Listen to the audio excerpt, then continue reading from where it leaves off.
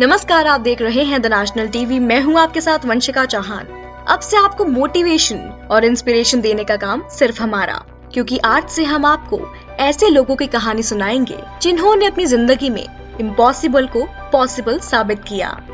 ऐसी ही एक हस्ती है धीरूभाई अंबानी।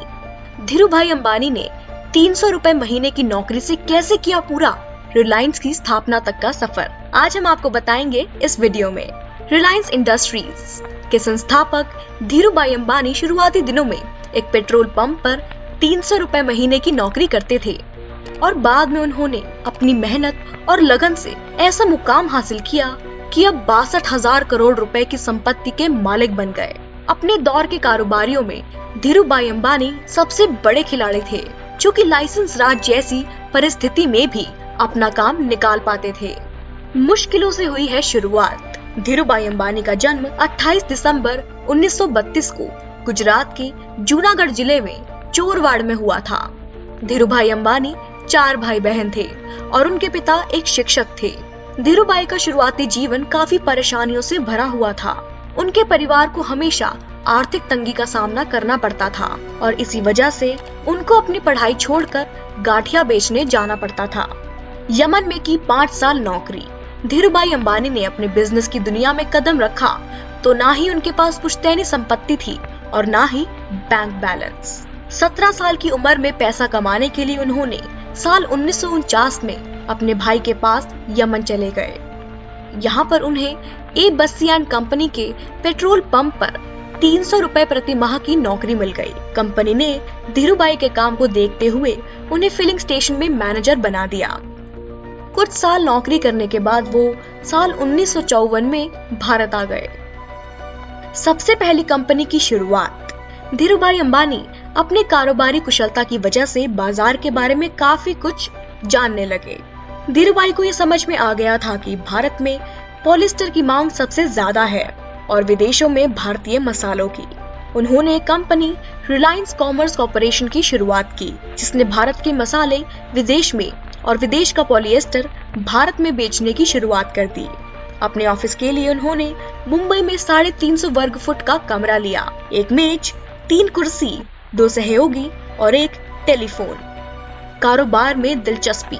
धीरूभाई ने साल 1966 में गुजरात के अहमदाबाद में एक कपड़ा मिल की शुरुआत की, जिसका नाम रिलायंस टेक्सटाइल्स रखा। ये उनकी जिंदगी का सबसे निर्णायक मोड़ था। इसके बाद उन्होंने कभी भी पीछे मुड़कर नहीं देखा और आगे बढ़ते चले गए।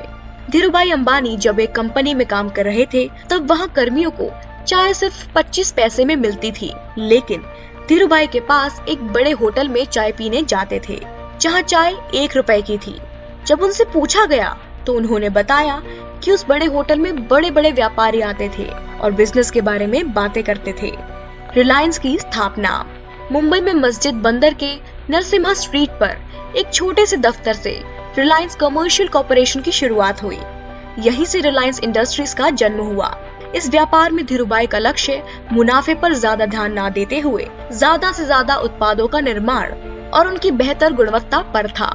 इस दौरान अंबानी और उनका परिवार मुंबई में भुलेश्वर स्थित जय हिंद एस्टेट में छोटे से अपार्टमेंट में रहता था। धीरूभाई कहते थे, जो भी कहता है कि वो 12 से 16 घंटे काम करता है, वो या तो झूठा है या फिर काम करने में काफी धीमा। परिवार को देते थे समय। साल 1966 में धीरूभाई ने विमल ब्रांड की शुरुआत की, जो कि उनके बड़े भाई के बेटे विमल अंबानी के नाम पर रखा गया था। धीरूभाई अंबानी को पार्टी करना बिल्कुल भी पसंद नहीं था। हर शाम धीरूभाई अपने परिवार के साथ समय बिताते थे। धीरूभाई को ज्यादा ट्रैवल करना भी नहीं पसंद था। विदेशी यात्रा का काम वो अपने अधिकारियों को दे देते थे। 3 बार बदला नाम। रिलायंस इंडस्ट्रीज के संस्थापक धीरूभाई अंबानी को जोखिम लेना काफी पसंद था। धीरूभाई अंबानी किसी भी प्रोडक्ट का स्टॉक करके मुनाफा बढ़ाने के बारे में सोचते थे। साल 1977 में धीरूभाई अंबानी ने रिलायंस इंडस्ट्रीज की स्थापना की। धीरूभाई अंबानी ने अपने बिजनेस का नाम कई बार बदला। Reliance commercial corporation, Reliance textiles private limited और रिलायंस इंडस्ट्रीज लिमिटेड। इसके रूप में 3 बार धीरूभाई अंबानी ने अपने कारोबार का नाम बदल दिया। हम आशा करते हैं कि हमारी ये मोटिवेशन सीरीज आपको पसंद आएगी। देश दुनिया की तमाम खबरों के लिए देखते रहिए the national TV Vanshika Chauhan के साथ। धन्यवाद।